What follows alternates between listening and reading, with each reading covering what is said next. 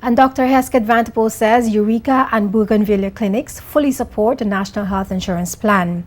But he said the NHI has to operate similar to a private insurance company in order to manage the cost for medical services. NHI is expected to keep the cost of healthcare across the territory reasonable. How would NHI affect your prices?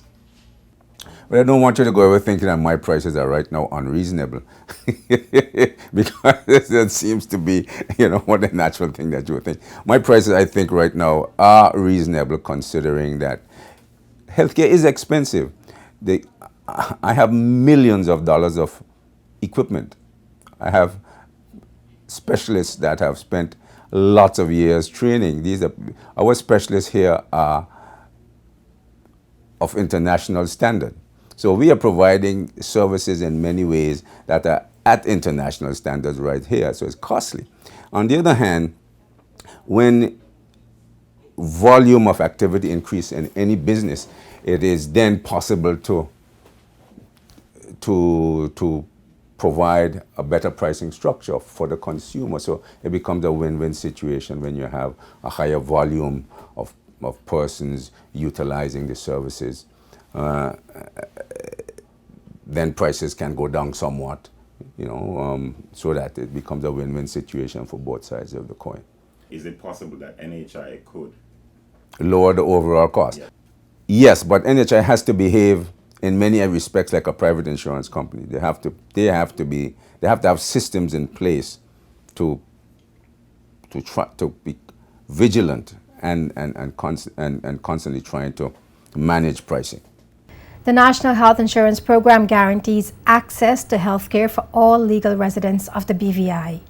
It is based on two fundamental principles. Payments are shared based on ability to pay, regardless of health risks, age, occupation, or pre-existing health conditions, and healthcare benefits are equally available to everyone.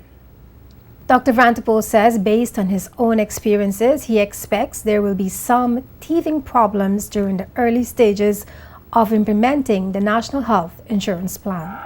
I don't fully know yet what level of increase in volume I will achieve.